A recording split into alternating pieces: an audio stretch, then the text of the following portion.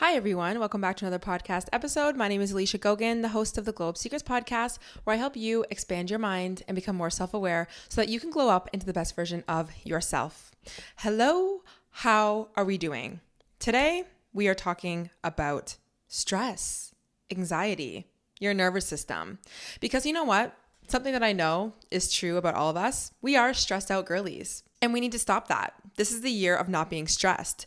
Now, I started my soft life journey probably a year and a half, almost 2 years ago. And when I mean soft life, I simply mean living a more stress-free life. And of course, on the podcast, we talk heavily about healing, inner child healing, a lot of mindset work, getting ourselves into the best version of ourselves.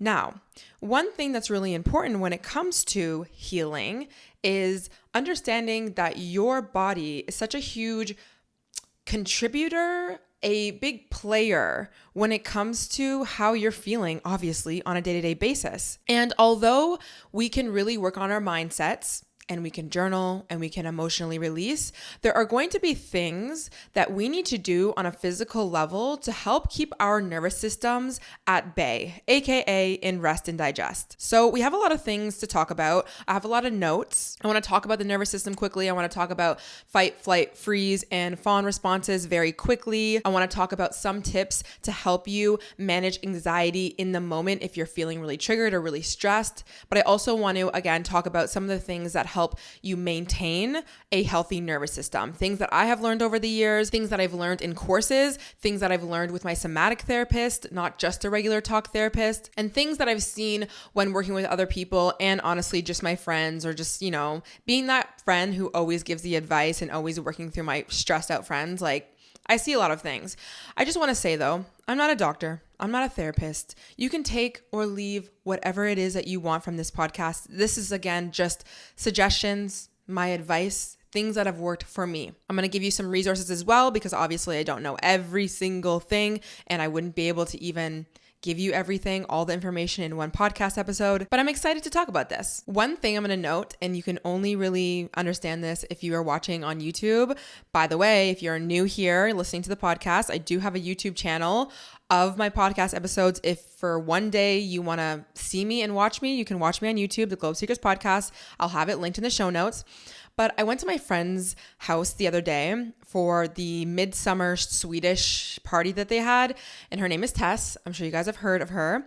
And she has a podcast, the Busy Blooming podcast. And she has just built this podcast nook.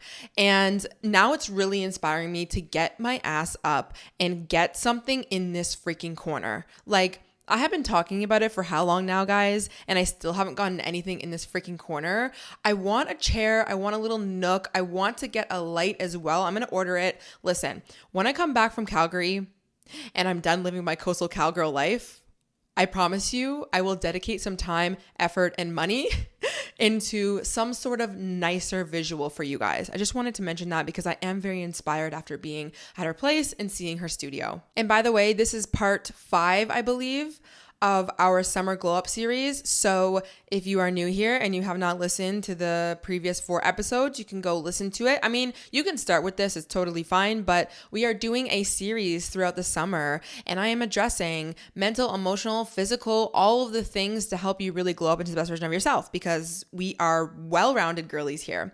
All right, so we need to talk about the nervous system first because I don't know, maybe some people don't really know what the nervous system really means. And again, I'm not a full-on expert and I'm not even going to make this very difficult. I am going to pull up something and I'm going to read it so you understand just the basics of what is your nervous system. So for today, we are going to just talk about the 2 sides in a way of the nervous system. That's not really how you would really think about it. There's not a certain side, like a left side or a right side of your nervous system, but there's 2 sides we're going to talk about, okay? And one of them is called the sympathetic nervous system, aka your fight or flight response. And I think when we are talking about nervous systems or being stressed, that's probably what you've heard before. Your fight or flight response, I'm very stressed. And the sympathetic nervous system is very beneficial for us. It prepares our body to deal with stress. This part of your nervous system as well produces cortisol and adrenaline. It also will increase your blood pressure and your heart rate And it also decreases your digestion. There's a lot of other things that it does. But the reason why it does that is because this nervous system response is preparing your body to fight or flight. So this is obviously really good if, let's say, we were living in fields back in the day and there was bears or there was lions or there was whatever, and we needed to run. Well, we need our body to kick in cortisol, kick in adrenaline, take away that energy that is used to digest food and give it to ourselves so we can run away or that we can fight something. It's very, very useful. So when we perceive something to be a threat, our body will kick on that nervous system and we will have that energy to be safe, to be alive. It's a great response. The problem, though, is our bodies don't know the difference between a real or a perceived threat. So, this day and age, there are many things in our day-to-day lives that turn on our fight or flight response when it's not actually needed. Now, a while back, probably like 2 years ago, I took a stress resilience course and I really loved it, honestly.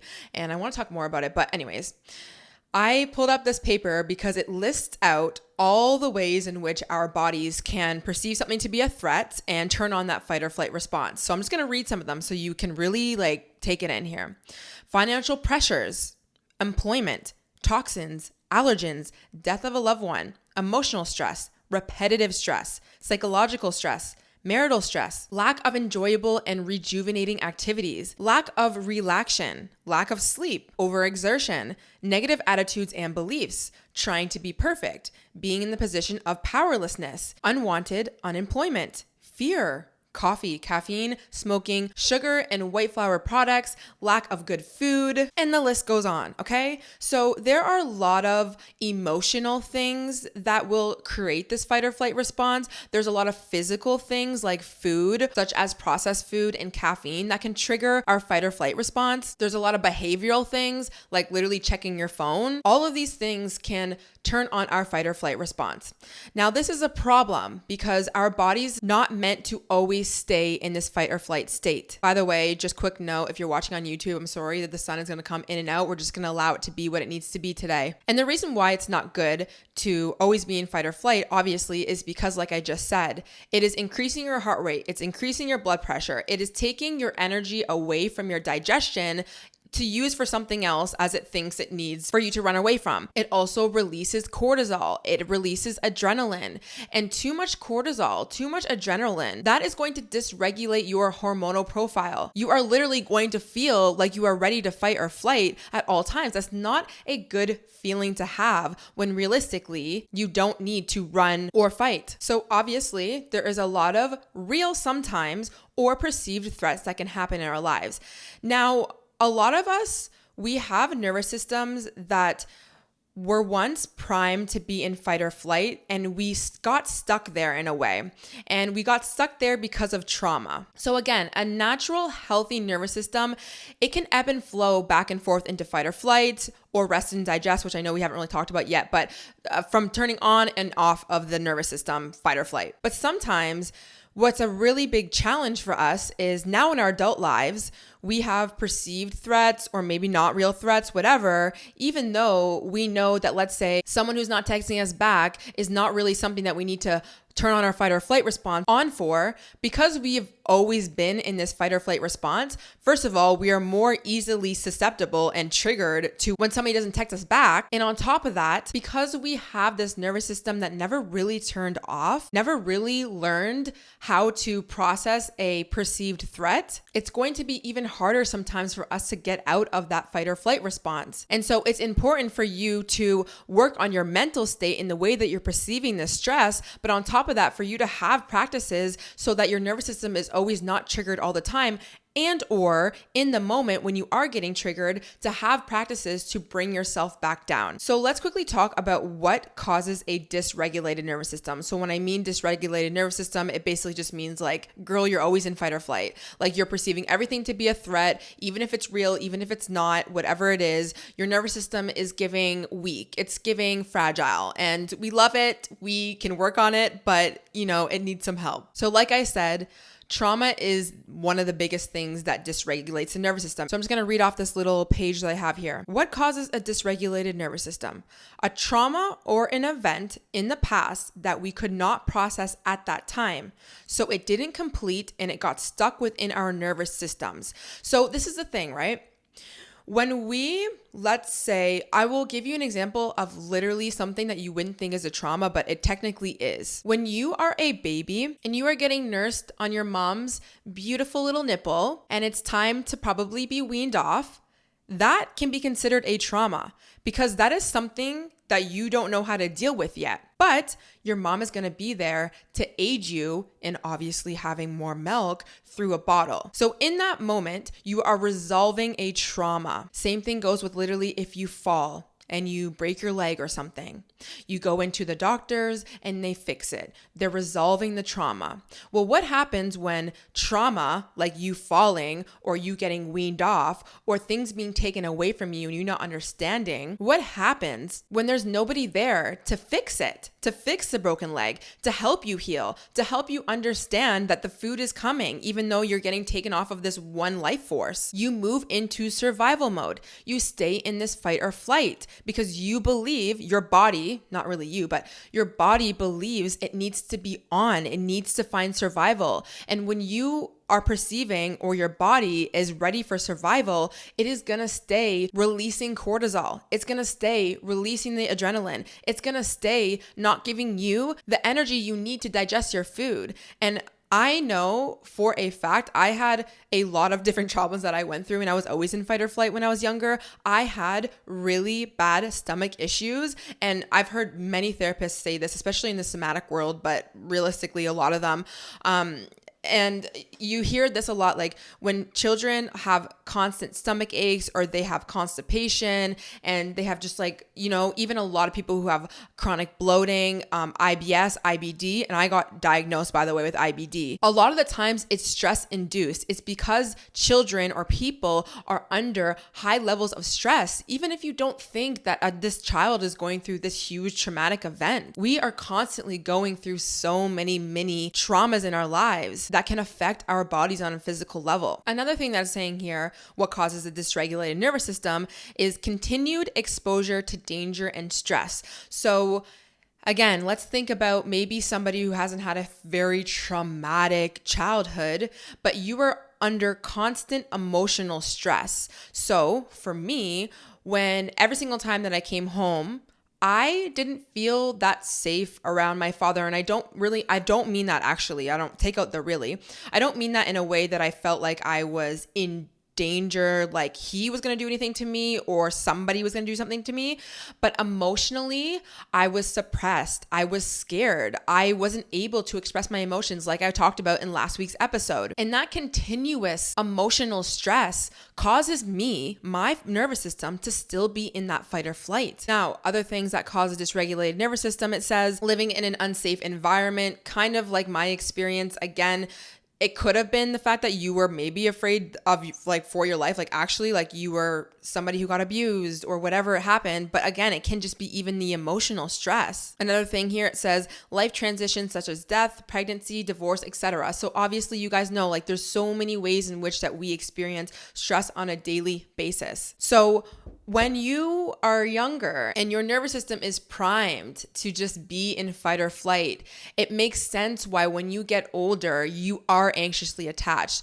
Somebody who's not texting you back is triggering you like crazy. You're going out into the world and you're really overwhelmed by things that shouldn't really overwhelm you. So it's really to understand and kind of look back in your past and your childhood to see, was I under a lot of emotional stress? A lot of physical stress, a lot of mental stress, like what was the standard, what was the living situation? And again, I think going back to last week's episode can definitely help with that. But honestly, like you don't even need to do that much digging to know. Most likely, you probably are in some sort of dysregulated nervous system some of the times, because most people honestly are. Like there's very few people who are very regulated and like even if we're talking about attachment styles or who have a healthy, secure attachment style, it's not to say that it doesn't happen and people aren't and you can't move into that, but it obviously takes time. But let's quickly talk about the different types of trauma responses, aka different states of being in that fight or flight response, because you might not be able to really identify what state you're currently in right now. So let's quickly talk about fight because I feel like a lot of us hear that the most. So signs that you are in a potentially fight response. You have a temper and have angry outbursts. You're aggressive. You might be somebody who dominates and controls others. You might be somebody who likes to pursue power and control. You might be impulsive with decision making. You might be assertive, but not the healthy assertive, basically a bully. And the list goes on. And for me, going through some of these responses, I can definitely see different phases of my life where I was in certain trauma responses. I think when I was a teenager and I had a lot of anger towards my mom and I was just a teenager, I was definitely more in that fight response. Like I was angry. I did want to have control in my life. All right, next one is the flight response. So we have feelings of panic and anxiety. You might be a workaholic, obsessive and or compulsive behaviors, always on the go and staying busy, over worrying, perfectionist and overachiever, hyperactive and over analytical. So I think a lot of us probably fall into that category. I know when moving from being a teenager into the years of when my mother was going through her addictions and I really had to just become that adult, I moved into this flight response, this survival mode of worrying and trying to be perfect and trying to honestly just survive. These are all survival mechanisms. And that's what we need to understand about all of these, okay? The next one is the freeze response. So this can look like depression, disassociation, brain fog, avoids human contact, detached, struggles with making decisions, hibernating, lifeless / feeling dead inside, feeling spaced out, and the list goes on. And I think for sure, some of you guys probably can resonate with that. And the last one we'll talk about is the fawn response, which I think is not really talked about that much, but I actually think a lot of, especially us women, we have been in that state before. And this is people pleasing. Codependent, has a hard time standing up for themselves or saying no, has lack of boundaries, avoids conflict, highly concerned with fitting in, etc. So maybe you have a combo of all four, or maybe two or one, or maybe you go back and forth depending on who it is you're around. I know for me, certain relationships, especially with men, I move into fawn state. Now I obviously don't move really into it that much and I can tell when I am, but I move into fawn state because I was in fawn state around my father because that was a way that I knew that I could be safe and protected is if I people pleased for him, if I, did everything and be a good girl and follow the rules and not rock the boat. I know that I can move into freeze state a lot of the times when I am too overwhelmed, when I have too many things on my plate, when I'm feeling disconnected from my work, when I'm pursuing things that are not actually what my soul is calling for. I get into this state of just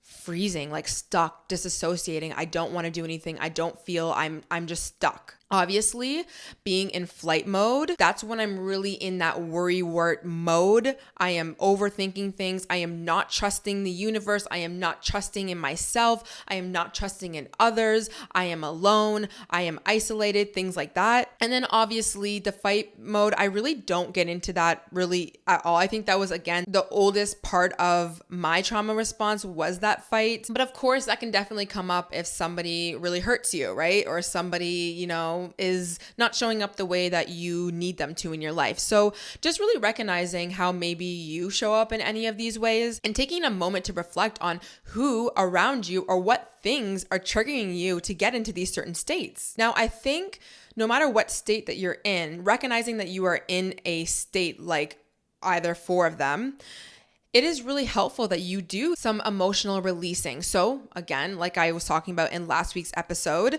really releasing your emotions, sitting with your emotions. And I also found something that could be really helpful too, and it's called the cycle of emotional regulation. So it's a 4-step process, and anytime that you're feeling or you're like aware that you are feeling some sort of emotion, this is something that maybe you could follow as well. So number 1, notice and name the emotion. Notice that you are experiencing an emotional reaction, Then name what that emotion is. So is it sadness? Is it fear? Is it rejection? The next step is accept the emotion. Accept that emotions are normal. Do not judge the response. Accept and validate that you are feeling the way that you are. It is okay that you feel emotions. We demonize emotions when we feel them, when we feel sad, when we feel uncomfortable, when we feel afraid, when we feel X, Y, and Z. Accept it. It's okay.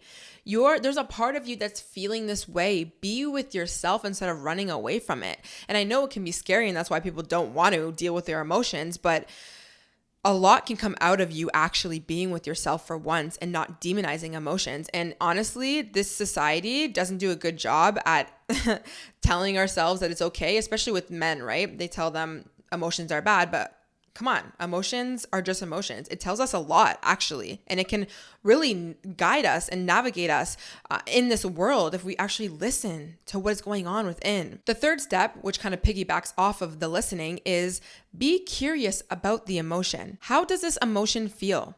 Where do you feel it in your body? How is your breathing? What else is coming up for you at this moment? And the last step is allowing and releasing the emotions. Allow your thoughts to come and go. Release the urge to fight back with your emotions and release any judgment. Take deep breaths and let the sensation just be. Now, again, one more time, you can go back to last week's episode to talk more about the emotional release practice that I was talking about, which I think is so important. But I do think when you realize that you're in any sort of trauma response, any sort of like emotions that's coming up, for you to kind of sit with yourself and really move with these emotions that are coming up within you. So let's bring it back to anxiety. How I'm going to talk about anxiety right now is really more from the fight or flight response and ways in which you can manage your anxiety or your fight or flight response when you are getting triggered. So something to understand is that when you are perceiving something to be going wrong in your life, not only are you mentally like being stressed, but again, your fight or flight response turns on. So you start producing cortisol, adrenaline, your heart starts racing, you could be sweating, you literally are feeling the sensations of anxiety. So the first thing that can be helpful in the moment when you are struggling with being triggered, feeling anxiety, whatever it is to understand that there is a perception that you are having about this thing that is creating a physical response in your body. Now, we're going to talk about on the flip side as well, because some people will say it starts with your nervous system and then you start perceiving things a different way, but we'll unpack that if we need to. But let's start here. But what's been very helpful and beneficial to me,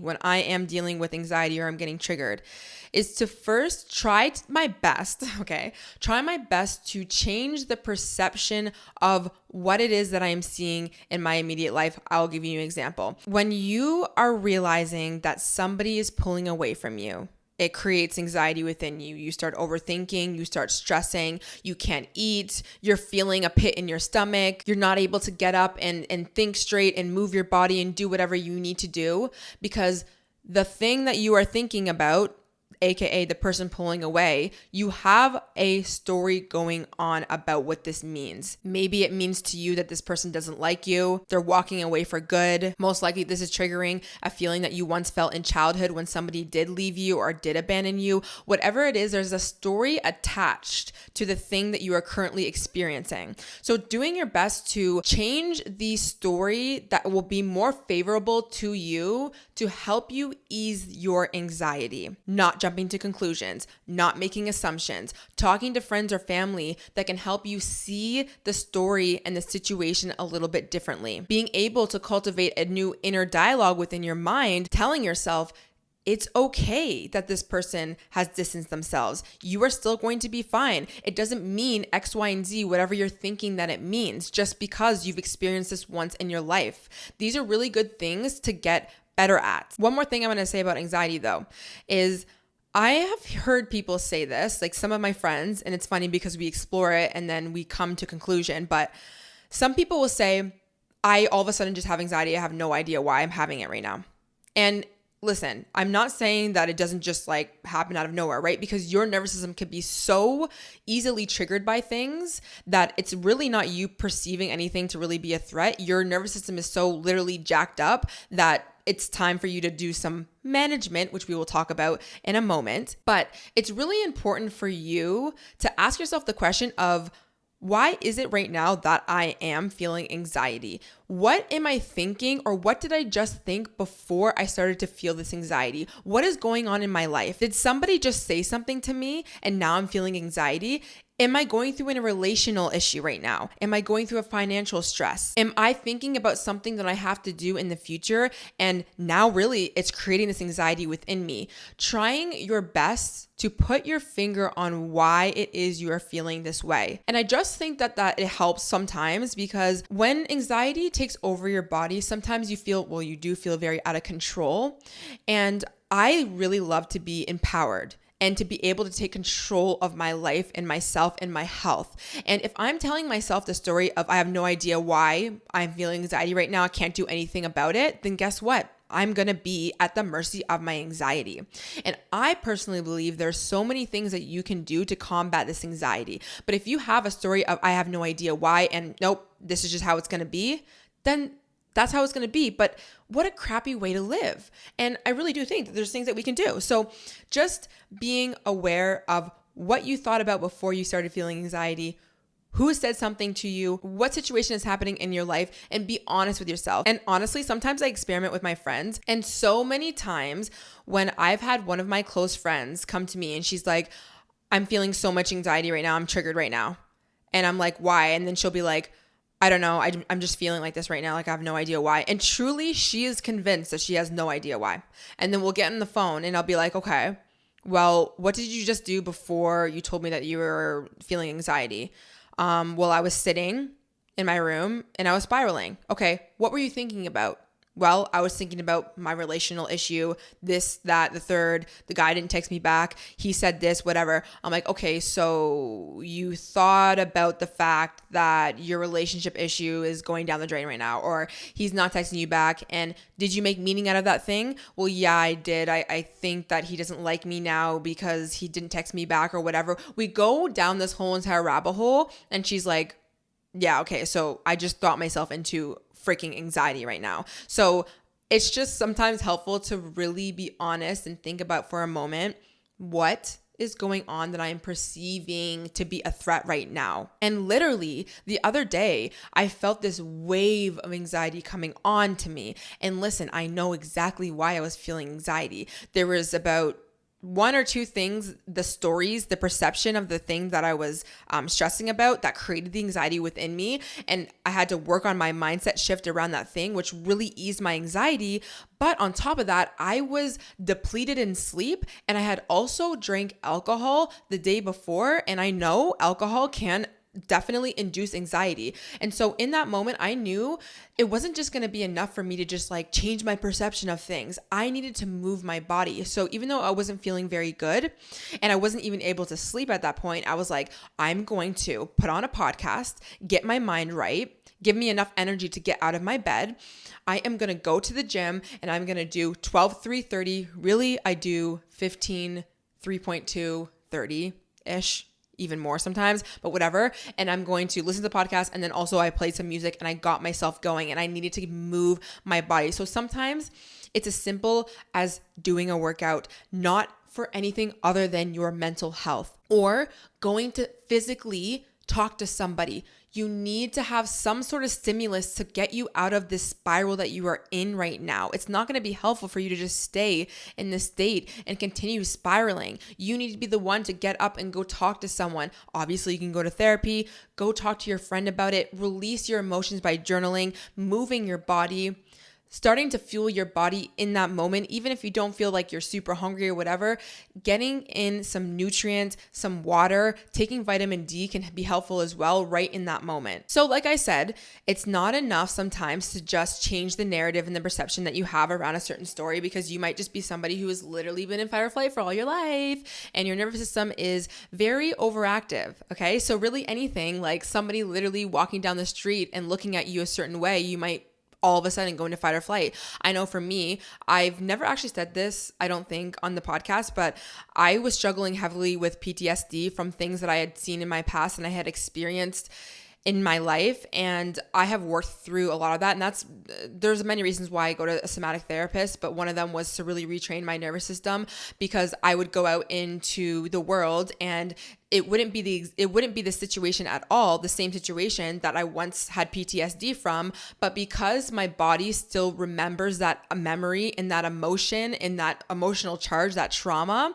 it didn't even matter that it was a completely different person and it was a completely different experience. My body still got kicked into fight or flight, and my heart started racing, and I started feeling anxiety and stress, even though I wasn't in that same situation that I was when I actually experienced that trauma for the first time. So doing daily, weekly, monthly practices to retrain your nervous system so that it's not so heightened all the time can definitely be helpful. And when I say retrain your nervous system, this is really moving from that fight or flight response, that sympathetic response, moving into the rest and digest, the parasympathetic nervous system. And this is the state that you really want to be in, because that's where you're calm.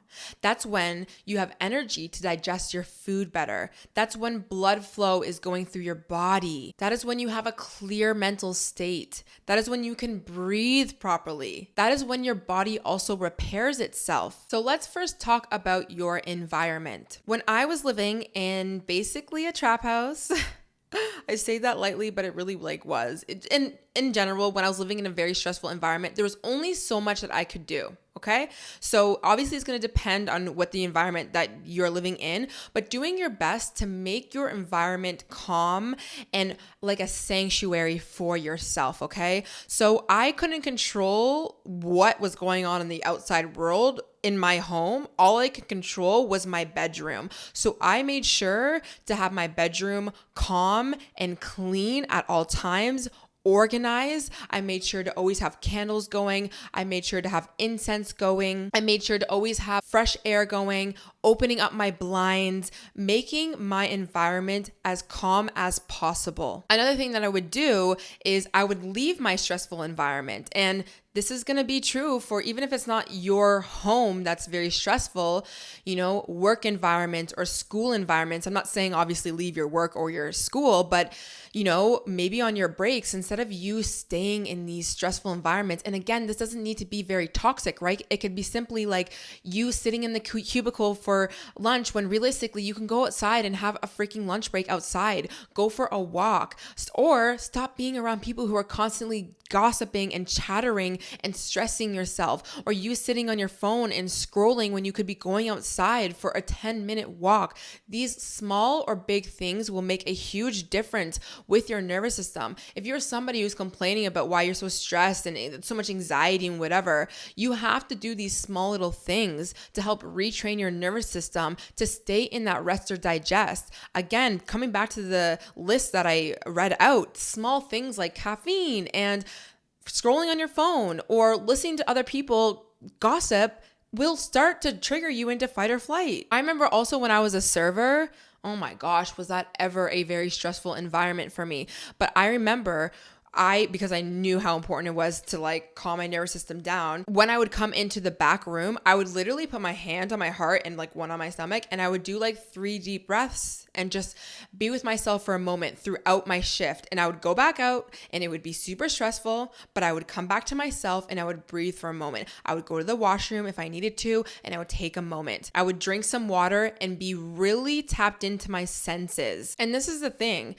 You are not always going to know that your body is in fight or flight, right? Yes, you're going to know when you're really anxiously attached or you have a lot of anxiety, but the subtleties of you being in fight or flight or even fawn or freeze, sometimes you don't even really know. And, when we were younger, we didn't even really know, but again, simply you being on your phone first thing in the morning, that can stress and start to produce a lot of cortisol and adrenaline and all of these things, and you're not really noticing, but over time it will tax your body, and then you have diseases, and then you really are getting to the point where you're having panic attacks and you're wondering where the heck it came from. It didn't happen now. It happened 2 years ago when you first started stressing yourself out with every single thing in your life. The same way that cancer happens, you didn't just get cancer today.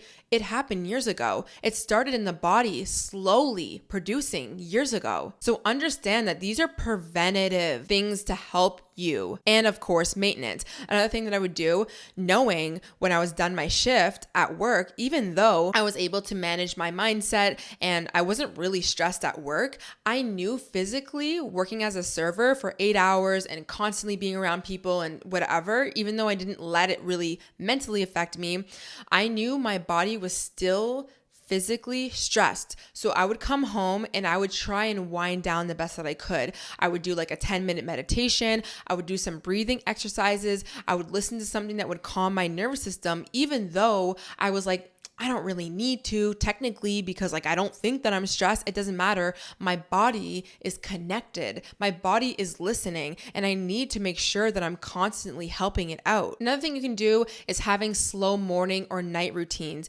Again, this is just winding your nervous system down when you've had a stressful day and like so many things are going on. For me, I like to do a little ritual of cleaning my place. That helps me lower my stress and just calm down. Cleaning my place, putting down the lights, putting away my phone, just having a silent night that really helps me. Same with mornings, nice slow mornings. Also, another thing can be very helpful is lessening your sensory overload. So listen, if you are somebody who, let's say you're eating, okay, and you're watching TV and you're scrolling on your phone and your freaking best friend is on FaceTime with you at the same time, that's too much sometimes, okay?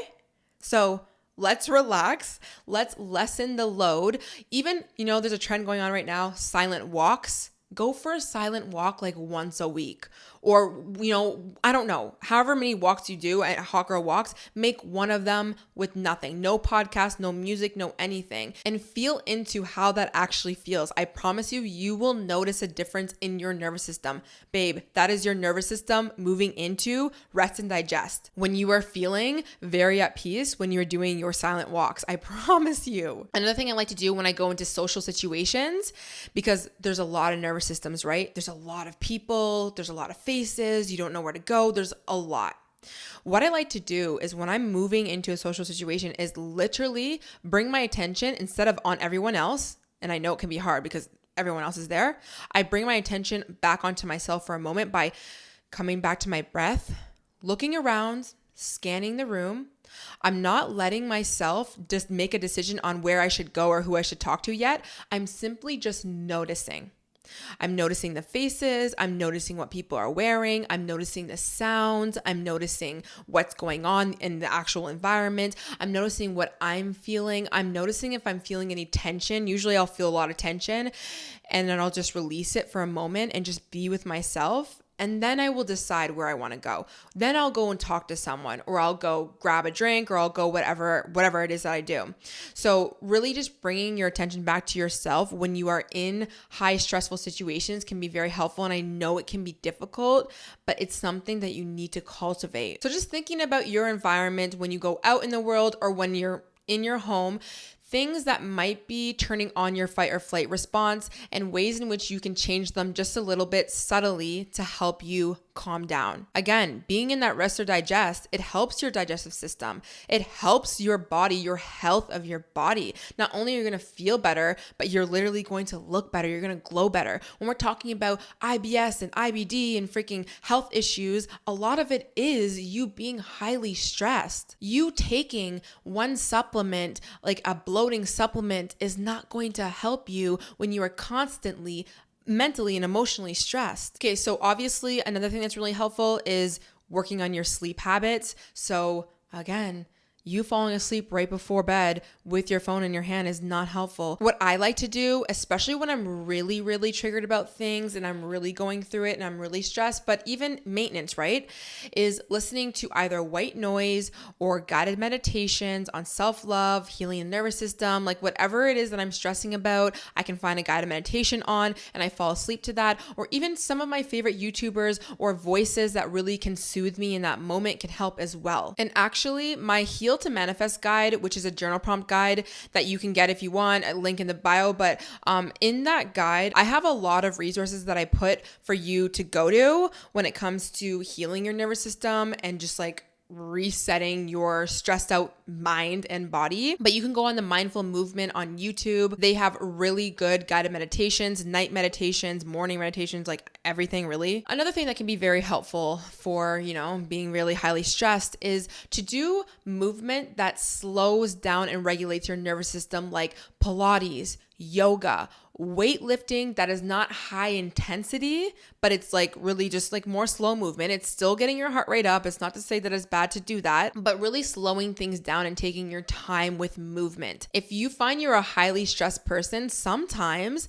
doing HIIT workouts and strenuous cardio workouts might not be the best for your nervous system and your hormones, especially when your adrenals are taxed because you're always in fight or flight. Cortisol is always shooting up, adrenaline's going. It's actually very important that you calm your nervous system. Now, like I said, when you're managing anxiety, sometimes you need to move the body and you need to do that high intensity workout and getting yourself moving. And I think it's really good when you are trying to do more of that maintenance and preventative to have some exercise that is slowing down the body. Now, eating habits. Of course, eating healthy, whole, nutritious foods are going to help your body relax. When you have highly processed foods and sugar, what happens is it raises your blood sugar. It literally gives you anxiety sometimes. Like when I have a lot of sugary foods, it gives me this huge high and then I drop down. That's not good for the nervous system. So eating whole foods, healthier foods, more fibrous, rich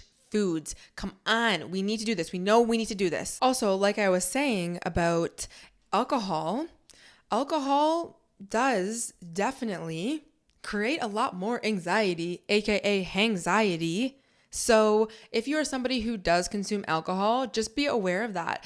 Definitely be aware of that as well, especially when you are going through hard times. Like for me personally, if I'm ever going through a breakup or if I'm going through just a hard time in general or I'm stressed about things, I actually move so and completely far away from any substance because I know that even in the moment, maybe I'll feel great. I can go out and have a shot with my friends and it'll be fun. But like 3 seconds later, I'm going to be in my feelings about something. And the next day I'm going to feel even worse. So when you are going through hard times or you are somebody who is dealing with depression, anxiety, I know that a lot of the times what people do is they go to those substances because it helps them numb the pain, but the pain is going to be so much worse when you do things like drink or you smoke or you do whatever it is. And this is the thing, when you are taking care of yourself, you're eating well, you're drinking water, you're doing your journal practice, you're, making sure your environment is good, doesn't mean you're gonna feel 100%, right? Like you might still have that anxiety that's with you.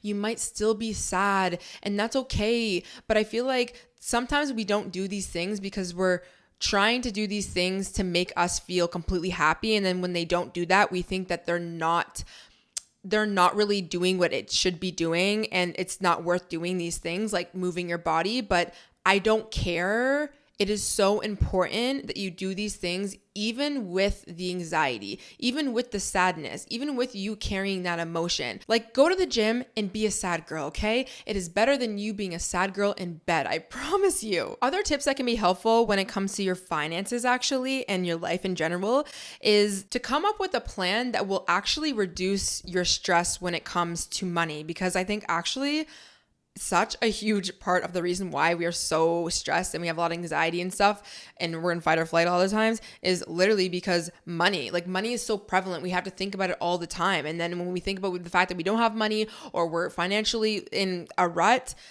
it creates a lot of more stress on us. So I think sitting down and addressing your finances, coming up with a budget, coming up with a plan, although it can be stressful in the moment, it will help ease your stress, your anxiety in the long run, because at least you know you have a plan. Like I remember when I was in debt and it stressed me the F out and I was like so scared and I just wanted to be out of that situation. I knew that setting a plan was going to help me feel more at ease, even though I was still in debt, even though this plan, I looked at it and I was like, damn, this is going to take a long time for me to pay off the school loan or whatever.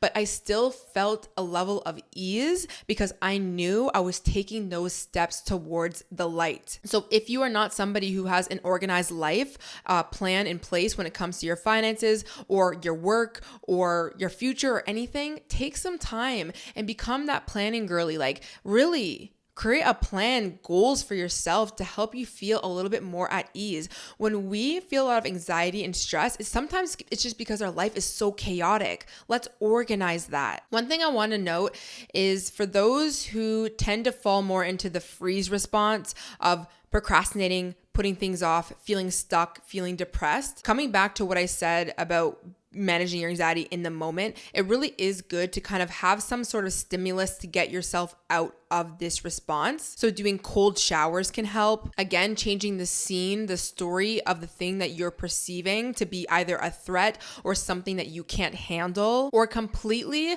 moving from the thing that you're telling yourself that you need to do and doing something completely different. So like for me, sometimes I will get in the freeze response or the freeze mode and I start to just like, I don't make a decision. I procrastinate because I have so many things on my plate that I'm telling myself that I need to accomplish. And when I realize that I'm just procrastinating and I'm not doing any of the things on the list, I drop the story of telling myself that I need to even do any of these things, because me telling myself that I have to do a million projects is actually not helping my situation. So let me focus entirely on something else, like to the point where I will literally say, I'm not doing this work right now. I'm going to go see my friend, or I'm going to go listen to music, or I'm literally going to do something that's completely opposite of this thing. I get sometimes we still need to focus on our work and we need to do things. So obviously it's going to depend, but seriously, do the complete opposite. And then what usually happens is when you go and live, once you have more life force and energy within yourself, you usually end up coming to certain insights, or you have more energy to put towards these projects that you were once feeling stagnant in. Now, one book that I'm going to suggest that you get if you still really want to learn more about your nervous system is called Anchored: How to Befriend Your Nervous System Using Polyvagal Theory. And polyvagal theory is a theory in which helps you understand the nervous system more and the responses that one goes through. And I think it's really, really helpful, honestly, for anyone who is dealing with any sort of trauma, any sort of attachment style, anxious, disassociation, even when it comes to health issues, chronic health issues. Honestly, everyone needs to understand about how their body physically is holding on to trauma, and on top of that, perceiving things outside of themselves to be a threat, even when they're not. So I will have that link in the show notes, the description. The book is by Deb Donna, and I think it's very, very helpful. But honestly, guys, I think the first and most important step when it comes to dealing with anxiety, healing your nervous system, anything, is to listen and to be with yourself in that moment. When you are feeling triggered, when you are feeling anxious and worried or afraid, be with yourself. There is a part of you that is afraid for a reason. It has a story attached to this feeling. Go deeper, sit with yourself, release the emotion, stop being afraid of yourself. Understand when your body is literally feeling anxiety, your heart is racing, you have stomach issues, you have health issues, there is something going on that you need to look deeper within. It is not a normal state of being for your body to constantly be in fight or flight. It is not a normal thing for you to have digestive issues. And what I do not love is the society right now, honestly, like everyone on social media is saying how they're trying to normalize bloating. They're trying to normalize digestive issues. And listen, it is common that people have bloating and digestive issues, but that doesn't mean it is normal. That doesn't mean that it should be a normal thing. It is not normal. I do not care. And I will say that until the end of the day, because I got diagnosed with ulcerative colitis. I had symptoms that resembled IBS, but it was even worse. It was IBD. I have had chronic pain in my hands. I've had thyroid issues. I've had adrenal issues. I've had sleep issues. I've been somebody who's been anxiously attached. I have gone through so many physical, mental, and emotional situations, and it was because I went through trauma. It was because my nervous system was in a state of constant fight or flight. It is not normal to be unhealthy, to be unwell. And so I'm not going to be here and to normalize these things. What I will do is to instill some confidence and empowerment within you to realize that you can change this and you do not have to be afraid because there are answers out there. But I'm not going to say it's super normal, like just take a bloating pill. Honestly, there are so many people that I see on social media and even in real life. Like I don't think I've ever met anyone who, especially women, who have not had stomach issues or are dealing with constant bloating and constant this, that, and the other. And realistically, everyone's fucking stressed. So let's manage the stress. Let's learn to live more in a soft life, which is not what you think in terms of luxury living and spa days and so much money. It is literally sitting with your inner child, sitting with your emotions, releasing your emotions, moving into that feminine flow, being in the present moment, relaxing, breathing, taking care of yourself by eating whole foods, nurturing foods, drinking water, creating a space and an environment that is healthy, that is organized, that is clean. These are things that your body is responding to. Watch the way your body changes. Now, of course, one thing I do want to say, if you obviously struggle heavily with this and a lot of trauma that you still need to work through, therapy can definitely help. I find going to a somatic therapist can be very beneficial when it comes to this type of work because somatic therapists really address the nervous system. You're not just talking, which can be helpful in some sense to go to a talk therapist, but sometimes you need to get out of the mind and move into the body. My somatic therapist is available in Toronto if you're interested, because I know so many of you guys ask. Her name is Fawn, and I will have her information in my description. She also does virtual sessions. She did tell me that as well. So if you guys don't live in Toronto, you could probably do that. I would suggest going to a somatic therapist in person though. That is my personal opinion. And I just think somatically, to help heal, you kind of need to be around a nervous system who is also very regulated. Also, just one more thing. I just want to quickly mention this one more time. Boundaries with people. When you, and this is, you have to get good at really feeling into how you feel around other people, other nervous systems. But if you're somebody who you feel like is constantly on around certain people, or you feel very anxious, or some reason you just have so much energy around somebody, it's okay to set boundaries with those people. It's okay to say no to hanging out with people who clearly freaking trigger you. It's okay to put your phone on D&D and for you not to always be answering your phone to your friend who is constantly stressed all the time, because guess what? You are picking up that nervous system. You are regulating constantly.